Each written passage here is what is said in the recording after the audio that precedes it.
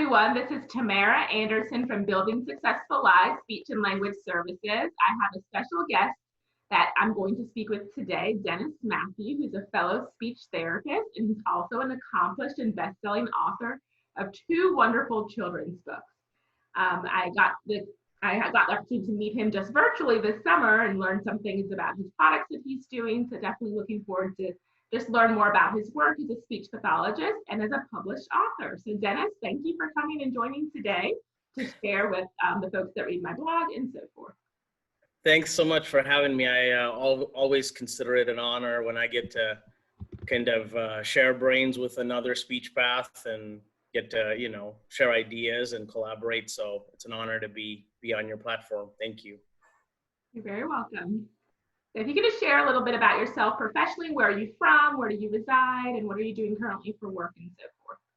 Yeah, so I reside in Oklahoma City, in a little town called Mustang, Oklahoma, which I consider my hometown, even though I was not born and brought up in Mustang. I was actually born in the United Arab Emirates, in the Middle East. Lived there for my elementary and middle school years, then did my high schooling in South India. Got to experience the world a little bit, different cultures. So I always felt like I had an affinity, a desire to get to know people from diverse backgrounds. That has always been, diversity has always been something that I've appreciated, been fond of. And part of that is just because of my travels and upbringing and things of that nature. Just my exposure to culture always kind of made me receptive to always look for the things that make our students, our families unique, and to celebrate those diversities. So UAE, then India, then came to the US in 2000 for my college, pursuits, so to speak. But when people ask me where are you from, I always say Mustang, because Mustang, Oklahoma is where I've lived the longest in one spot. And this place has become home now, and I've also worked for their school district now for many years as a speech therapist. So went to the University of Central Oklahoma for my bachelor's and master's. Did not really know why I was getting into speech therapy. Honestly, what drove me to it was just my experience in church and children's ministry, working with little ones. I always knew I wanted to, if I was going to make a career out of something, I wanted it to be something where I could make a difference in the lives of little kiddos. And I knew being a classroom teacher was not it. I just wanted it to be something where I could specialize, but also be a resource to teachers. And so that's when I came across the field of speech pathology. Thought I'd try it out, take a few classes, and it turned out to be a great fit. I stuck with it. But for the longest time, it was just a paycheck. For the longest time, it was just a job. But now that I look back on it, I'm realizing so much of my childhood and so much of what has come out of being in education for so many years has to do with how I've been wired to look at language, children, family backgrounds through the lens of being a speech therapist. So being a speech pathologist now is not just about being a speech therapist, but it's very much in tune with what I do as an author, what I do as a songwriter, all of that good stuff. So it has bloomed into being many things. And so when people approach me, I always give them the disclaimer, I'm not your typical speech therapist. Speech therapy is what I do. It's not who I am, because I feel like who I am is a composite of someone that gets to know families well, someone that celebrates diversity. It's a hodgepodge of many things, and even now I feel like I'm still figuring it out. But speech therapy is what I do between the hours of 8 and 3 for my local school district. But it goes much deeper than that. I love that. I think we have a lot in common. I have come from a multicultural background too. I was born in St. Andrew, Jamaica, and my family moved to Florida when I was young. and lived in Miami, which is a very diverse place. I've lived in North Carolina, where I went to university, and here in Atlanta. So, and I have friends from various backgrounds, different walks of life, different types of jobs, and I can relate to your story. And when people ask me where I'm from, I'm American. I've been here 30 plus years, so I Yeah. definitely understand where you're coming from. But I think it helps inform our practice too. Definitely when we talk about culturally responsive therapy and all of that, it definitely who you are is a part of your identity. So all of those different facets and so forth contribute to that. And I definitely think someone's background can positively enhance what they do as far as the field of speech pathology and career and so forth. So I like what you touched about, that you've worked through the school system all those years and so forth. And it probably meant different things to you at different times, but I definitely can see how being from a diverse background gives you an opportunity to relate to the children and the families and really connect with them, and that you've lived in various places and stuff. Can you expand a little bit more about how you think your background has impacted your work clinically as a speech therapist or as a school speech therapist? Yeah, absolutely. I get a kick out of, I'm the only male in my building right now. I'm the only male educator in my elementary school. So I already stick out. And then I'm a person of color. And so for many reasons, I draw attention. And I love it that when parents, families, because I feel like as someone who works in the public school system, we public educators, like we are about our community and our families. In trying to reach the child that we're trying to reach, we have to reach their home. We have to reach the family unit. And what we do to help our kiddos in language therapy, in articulation therapy, in social emotional wholeness, in developing social skills, all of that good stuff. Reaching the child cannot be separate or disconnected from reaching the family. And I think the family and the educator has to work in tandem in reaching the child. One of my greatest thrills in being at an elementary school is when I get to know families. They only ask me, well, what do you do here at that school by the third, fourth, or fifth conversation. Why do I get a kick out of it? Because that tells me that by the time they find out what role I play in my school, I've already formed a bond, a connection, a relationship with them. A lot of times I think we are quick to push what we do, and being a speech therapist myself and having met so many speech therapists, I feel no judgment or whatsoever, but I think we're often in a hurry to get down to the business of what we are doing, that we a lot of times miss the humanity of the child in front of us, miss the humanity of the dad, the mom, the single mom, the foster parent, the grandparent that's trying to raise this child that is, John Doe or Jane Doe on our class list.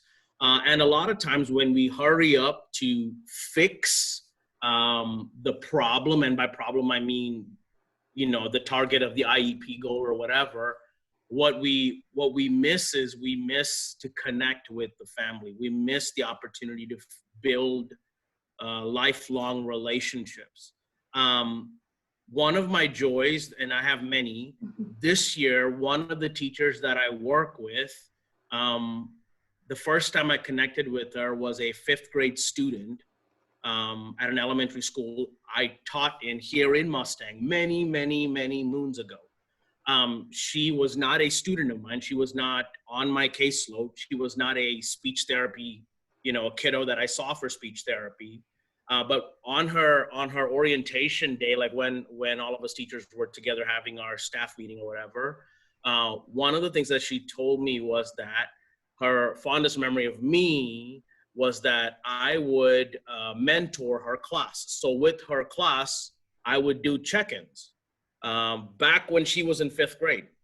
Not for her. There were a couple of my kiddos in that 5th grade classroom that I was mentoring and getting to know. had nothing to do with speech language therapy. There were some behavior issues that were surfacing. And I was like, I'm not giving myself a pat on the back or anything like that, but these are just things that I've learned that work. And I hope all of us do a little bit of this in our context. So this particular classroom, the teacher that taught that 5th grade classroom, she's a big sister to me now. I mean, so many years have gone by. We're good family friends, but I would just do these regular check-ins to see how my boys were doing. There were a few alpha male types in that room, students, 5th grade students, that I thought I could be a big brother to. So I would do these check-ins with these kiddos every day. I would have lunch with them. And so in that little universe, this female student was observing me. She wasn't a kiddo that I was checking in on, but she was still studying.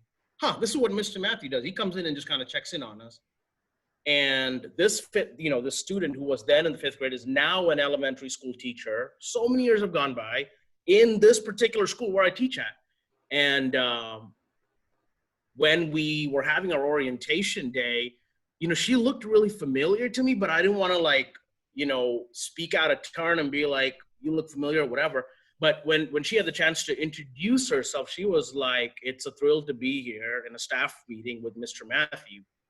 And I was like, oh my gosh, I was thinking you looked familiar. And she was like, yeah, this is so-and-so from 5th grade from back in the day. And then she brought up, you were one of my favorite people in that elementary school. That's wonderful. Mm-hmm. And keep in mind, this was not one of my kiddos on my caseload. But you made an impact by making a connection, going into the class, mentoring those young boys. She was observing the relationship building that you were doing. I think is so important. And I want my brothers and sisters in speech pathology, especially those of us who work in the public school setting, a lot of times we pigeonhole ourselves into, I've got this one task that I do. And when my 30 minutes is up with this kid, I go back to whoever the next kid is. And we just kind of, chug away, and nothing wrong with that. But in doing so, we miss the opportunity to make connections with classroom teachers, counselors, principals, students, their parents. So I love, circling back to what I started from, I love that a lot of parents get to know me and they just connect with me as a teacher who works in the building. And third conversation and fourth conversation, and they want to know, so what do you do in this building, right? So going back to your question of how has my diversity, my upbringing in diverse backgrounds wired me to be that person, I am very inquisitive. When I see a dad or a mom walking in the door, I am studying them for everything that makes them unique, and I'm taking notes. I approach people as an open book, and I want to get to know them. I feel like if I had not grown up around so many different cultures, I don't think I would be that inquisitive. Or have the desire to connect. Yeah, or have those relationships, or I call it planting seeds, right? Yeah. You get to know somebody, good morning, how's it going? And then the next conversation is a little bit more depth over time. It's a natural ability to get to know and form those relationships, which are so important in the field of speech pathology, but just in your day-to-day work, once the kids can trust you and feel that they belong and feel that they're accepted and valued, then they can make progress, leaps and bounds. And the same thing with family, So I think you hit the nail on the head. It's that desire to, man, if I know I have many facets to me because of all my life experiences, I wonder if that's how it is with others. So there's this desire to these are my differences, that make me unique. What are the different facets to who you are as a person? There's that quest to know. So anytime I get to know students, my first sessions or whatever, I always ask, so tell me about yourself. Where are you from? What do you do for fun? How many pets do you have at the house? What are your favorite colors? Just getting to know kiddos. And these children then go back home and tell their kiddos, Mr. Mathew, he plays the guitar for us and he wanted to know what sport I was in. And so, before long, families realize, okay, this guy is not just showing up to work on the S sound and the R sound. He's wanting to take care. Yeah, he's here to put roots in the community. And I think we can all be minded or wired that way, right? So I feel the same way. I've lived in my community for 15 years. I live in Snellville, which is a suburb of Atlanta. So small town, but it's really not that small town, because you get to kind of know, and I've worked in different settings, school-based, and I've had a private office that I've had. I'm not doing the in-person therapy now in the private office because of COVID, but you get to know, and even when I started that office, it was somebody at church actually told me that they needed more providers to do private evaluations for the state.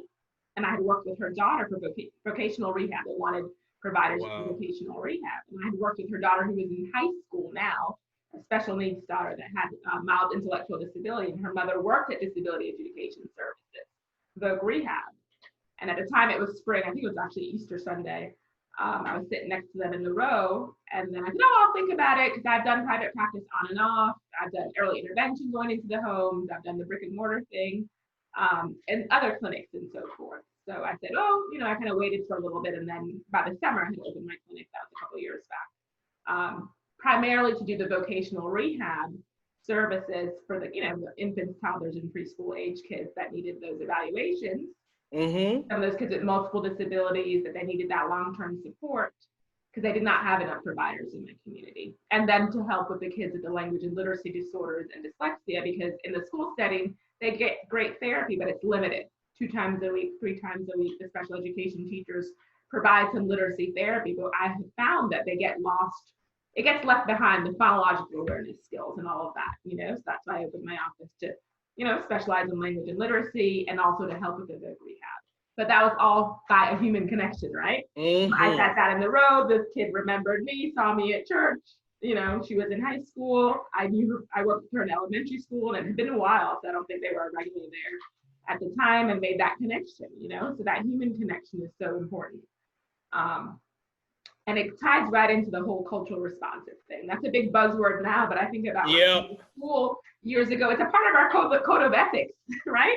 To connect someone and work on the skills to be culturally responsive, right? So regardless of what family you're working with, whether it's a child or an adult, to be able to connect with them and to provide services that are functional, right? Whatever the goals are, you come together. If it's in a medical setting, the family can help develop the goals. Same way in the school setting, the parent should be a part of the IEP process coming. So do you have anything to add about what you think culturally responsive therapy is when you hear that term, or multicultural consideration? Yeah, for me, a lot of it goes to designing what you're going to be working on with the child after, while also getting to know the child and his or her family. Mm-hmm. One of my favorite things to do at an IEP meeting is, I don't know about you, but I feel I can be very talkative at an IEP meeting when it's my turn to share, whether that's going over data or how the child is doing, progress, that kind of a thing, or what we're going to be working on this year. Once I start sharing, it's just nonstop. I have to unload all the information that I have, but I'm trying to, and I think I do okay with this, but I'm trying to get better at it, is to pause and also ask the mom or dad at the meeting, what do you think of all this information? What do you make of it? Is there anything that I could be changing on my end before we ask them to sign on the dotted line and make an official document, right? Because we want dads and moms to feel like the child that we're portraying for them or describing for them on this document is the child who they see at home, or the child they know as their son or daughter, right? So checking myself, to develop the habit of pausing and checking in with dads and moms to see, am I off here? Is the child I evaluated, the child I presented, the data that we're showing, have we described your child to a T, or have I missed it as a clinician? Could I have done something different or better to serve you? At the end of the day, we are there to serve them. So just pausing to it's taken me 13, 14 years to learn it, to pause and ask the dad or mom, what are your thoughts on what I'm sharing? Could I go over something again? Could I repeat something better, or rephrase something better? So cultural responsiveness that's what it looks like to me. Understanding where the child comes from, understanding the family system the child comes from, and then I'm a big proponent of steady communication with the home.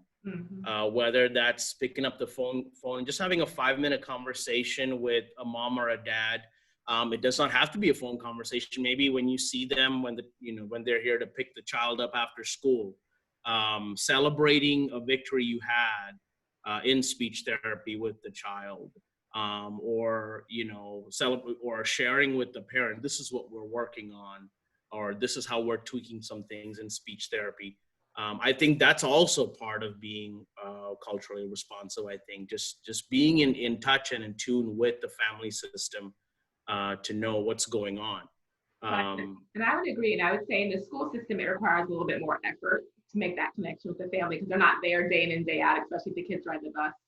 I feel like when you work private practice, you have that, That's true. the parents are coming every day, they're picking them up, dropping them off, or when you're doing teletherapy, usually the parents are helping them log on. But I definitely acknowledge that it's the value of that, And then I would also, go ahead, sorry. I'll also add that definitely culturally responsive therapy definitely has to do with the activities that you can choose too. That's right, absolutely. I'm really big on the literacy-based therapy, so the types of books that I select, the different activities. Yes. Because the area that I work in is very diverse. We have people from all over the world represented. They may look my color, but they're from all over, Right. Talking about holiday celebrations, making language activities out of that, making sure they are culturally appropriate. Absolutely. The other thought I was having, I lost my train of thought there, but I'll come back to it here in a second.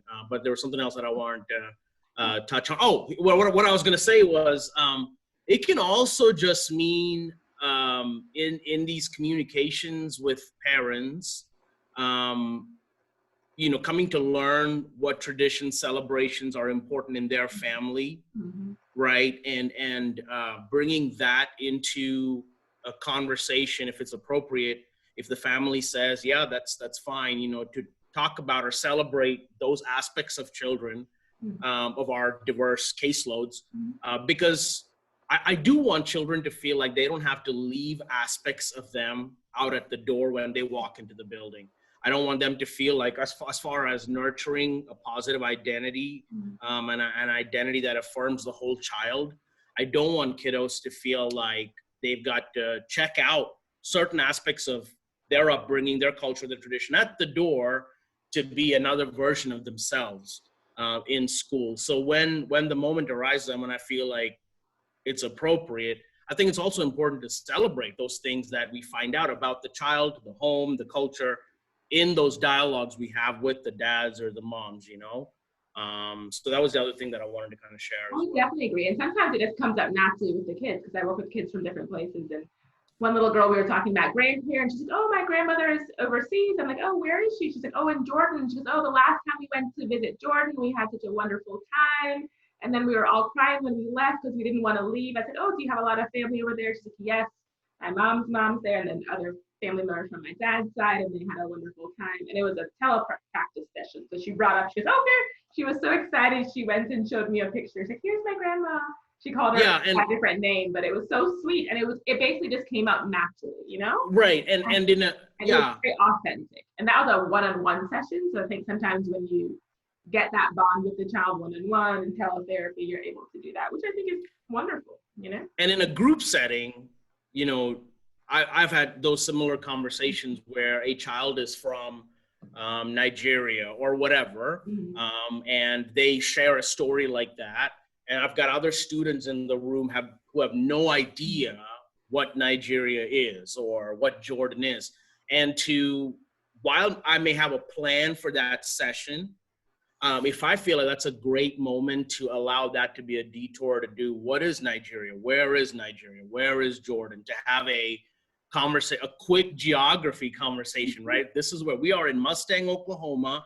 Nigeria is in this other part of this world. And to say, did you know Mr. Mathew is actually from the UAE, but his parents are, so expanding the minds of our little ones, right? And using language to do that.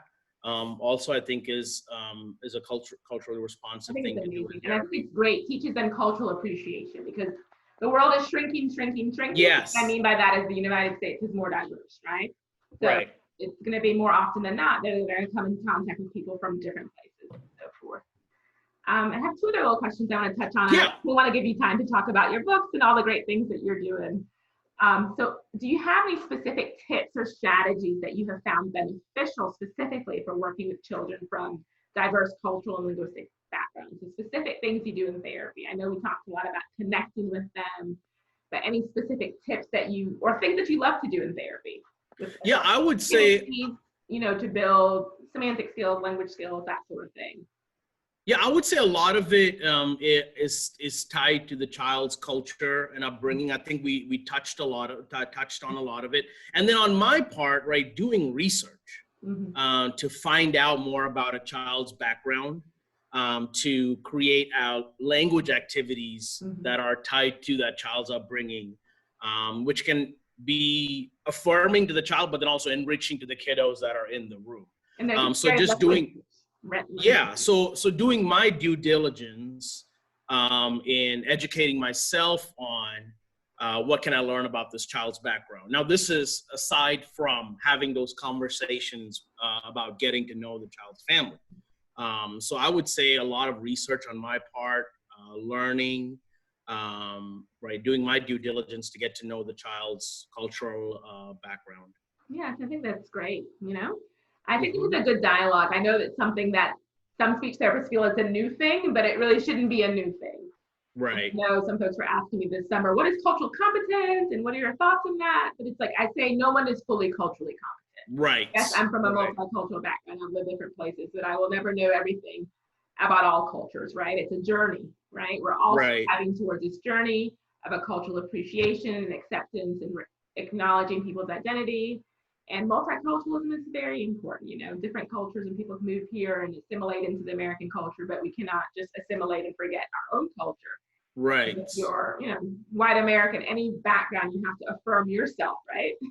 And think about your own culture and think about your own internal biases that you may have towards other people and other cultures. All of that plays into it, you know? Yeah. I think it's just important discussion, and I'm glad in our field of speech pathology, more therapists are having the discussion and just reminding themselves really of the importance to make a conscious effort and be more deliberate about being more culturally responsive and being respectful of people of different backgrounds and respectful of people's holidays that they celebrate, and to acknowledge that people have different holidays and that's fine. In my family, we celebrate different types of holidays, right? And that's perfectly okay. And my next door neighbor might do a different one, and that's okay too. That's right. The main thing is about mutual respect, regardless, and say they may do something different than us, and that is okay. And not to discriminate against someone because of what they celebrate. I think that's also important, because sometimes people can be like, oh, we can't do that, we can't do that. No, we can learn about all of them. Yes, we're speech therapists, right? We're not going to delve too big into religion or anything like that. I'm not about that, but it's not like, oh, we can't do that, you know. Yeah, absolutely. It's an educational process, you know. Yeah. Families have different traditions, and that's perfectly okay, you know.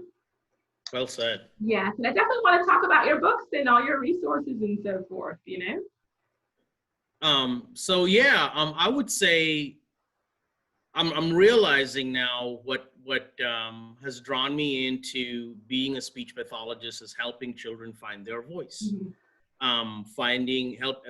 Encouraging, enabling, helping kiddos find their story, in being in helping students find or see themselves, right? And so I feel like it's that part of being a speech pathologist that has spurred on, branched out into someone who writes stories.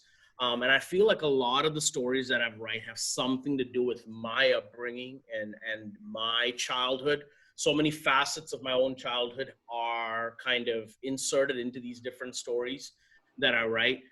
When children read my books, I want them to be able to see themselves in the story that I write. I want my stories to be affirming to the identities of children. I want my stories to give kiddos language for aspects about themselves. whether that's about finding my song or purpose, or my gosh, I do have a wild side and how can I harness it and channel it well? Because hello, that was me growing up, and I still feel like I have a wild side to me, whether that's in my creativity or my willingness to take risks or willingness to collaborate with people I've never collaborated with before. This next story I'm writing about is one about a character that overcomes trauma with the help of gratitude. Talk about trauma. We are all experiencing trauma right now, right? With having to get through a pandemic. And so I do want children, like if a child out there reads my book and they didn't know that, gosh, I didn't realize I had a desire in me to find my purpose, or gosh, I didn't realize that I was struggling with some tough times, but if I could be grateful for X, Y, and Z, it'll help me overcome that struggle. If there's a child out there that does not know those are aspects about them that are hidden in them, I want my books to call out those things that are hidden in them so they can put two and two together, right? I kind of want my books to be like these gifts that children unpack and see themselves in the books that I write, in the characters that I write about. So again, it's that quest for language. It's that desire to allow language to be a bridge by which children connect with their worlds. It's that desire, I think, that has kind of allowed me to use speech pathology as a jumping board to now be an author. And I think I'm doing decent. I think I'm doing okay. I've got two books that are published. One's called Bello the Cello, which is about a cello who's struggling to find his song. And I feel like that was much of my childhood, just struggling to fit in, I always used to feel like a misfit. But then as I grew up, I realized, man, being a misfit is my thing. And I just rock being a misfit. Right. And in my own way, I've figured my own trail. I've blazed my own way by the grace of God and because of the people that are in my world. And I have children on my caseload that are misfits, right? But I want my story, Bello the Cello, to be affirming to those children. Listen, you don't have to struggle to fit in. Maybe you might fit in, you might find your niche eventually, but if you don't, even if you don't, there's still something beautiful to you. That you can amplify, that you can work on, build, expound on, expand, and which can become a contribution to society. So that's what Bello the Cello is all about. I love the message in the book. I think it's fabulous, and I love the metaphor. I love music. I'm not a musician. I can sing, not well. Yeah, it's all good. Metaphor of it, and I think I saw a book reading of you reading it online, which was lovely. And I loved how it featured all the different types of classical musical instruments and so forth. And I know a lot of music teachers like this book, but I like your explanation of this story because that could be applicable to so many children. You know what I mean? We're all different and unique. And you use the word misfit, but you can easily reframe that to say every child is unique, right? You might feel like you don't fit into this circle or this circle, but at the end of the day, it really doesn't matter. You just have to be proud of who you are and embrace your special gifts and so forth, you know? And I think it's a great story. Yeah, so that's what Bello is all about. Bello the Cello yesterday passed the 7,000 copies sold mark. Fantastic. Exciting. Yeah, I mean, book just came out December 11th of 2018. So that's pretty good. And then feature a book review. And my wild first day of school passed. 3,000 copies sold this week. And that just came out August of last year. Okay, 2 years ago and then last year. Yeah, so my next book should be coming out in the spring or summer. I just released a music album too. And all of my content is about this. It's just about, be on the journey of finding who you are. When you do discover it, you might discover it all at once, or it might come in pieces. No matter what, like you said, like, whatever you do discover about yourself, be true to it, right? And the importance of courage, the importance of community, the importance of gratitude. Like all of my content is about social emotional wholeness, for lack of a better way of putting it out there. I know that's the big buzzword too right now. And I feel like My books are all about encouraging children to look at themselves, right, and be on that quest. And I'll gladly say at 38, I feel like I'm still figuring myself out. And I think we should all be that way in some regard. We should never hit a pause on, okay, I've learned. I'm good. I've learned everything there is to know about me and the world around me. I feel like we should always be an open book that's willing to receive correction, willing to go back and unlearn, undo things we've learned, right? To better evolve, better improve who we are, not just for our sakes, but so that we can be a blessing to the people around us. So, yeah.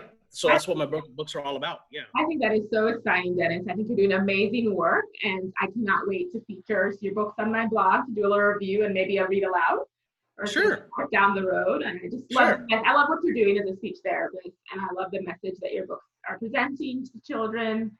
And I think stories are amazing. You know, they can teach kids so many things. We can work on speech and language goals, but I really value family literacy time too. So I love how, I think pre-pandemic, I think you had told me previously, you were doing book tours and like author visits and so forth, spreading the word about the message. And that's the beauty of literacy. And the earlier that we use literacy, it's just so important to help kids with their language development, their wellness, emotional skills, and all that, the whole child. I think that's all important. Yes, we need to teach them how to make inferences and answer those WH questions and vocabulary and not stutter or stammer, all those things, but are they okay as human beings, right? Yeah. Are we connecting with them as human beings? That's why my business too, Building Successful Lives. For me, that's my passion. And it's actually a family business. My mom's a clinical psychologist and school psychologist, retired, but she still does contract work every now and then. So my business is an extension of her business. So it's a whole family business really, but we're all about enriching the lives of others. It's not just about what I call pushing paper. Pushing paper, meeting a goal, mastering an objective if you're in the school. Yes, that's gravy, but like, what impact are you having on the children and the families? Are we raising them to be kind and loving and accepting of people and who they are? You know what I mean? Yeah, I think the name of your business says it. I mean, I love it. Building Successful Lives. I think that's it in a nutshell. So yeah, good on you. Good job. Well done. Thank you. Well, I definitely enjoyed our chat and everything, and definitely, hopefully the folks in the blog will support you and buy your books, you know, Bello the Cello and The Wild. It's the second called The Wild. Yeah, my wild first day of school. My wild first day of school. And where can they access your information if they wanted to make a purchase or to support you? So the books are available on Amazon. Both of the books, if they just go to Amazon, they can just, actually, if you go to Amazon and hit Bello, I think mine should be the second or third link that pops up there. So Bello the Cello and My Wild First Day of School. If you find one, I think Amazon kind of makes kind of gives you a referral link to the other book that I've written. So yeah, Amazon's the perfect place to go get it. And thank you for all the support. I appreciate it. Wonderful. And do you have a website that they can go to the website and get more information about the song? You said you wrote an album related and so forth. Yeah, the website is booksbydennis.com. Mm-hmm. If they want a direct link to the music album, they can go to booksbydennis.bandcamp.com. So Bandcamp is the actual platform that I use for my music. So the music's available on booksbydennis.bandcamp.com. People on Instagram, Books by Dennis is my handle. On Twitter, Stories by Dennis is my handle. So thank you so much, Dennis Mathew. Look forward to learning more about the third book that you will release down the road, and I know you'll continue to do great things to impact the children and families in your community and throughout the country. So thank you so much. Thank you for having me. It was great. It was a great honor. I appreciate it. You are very welcome.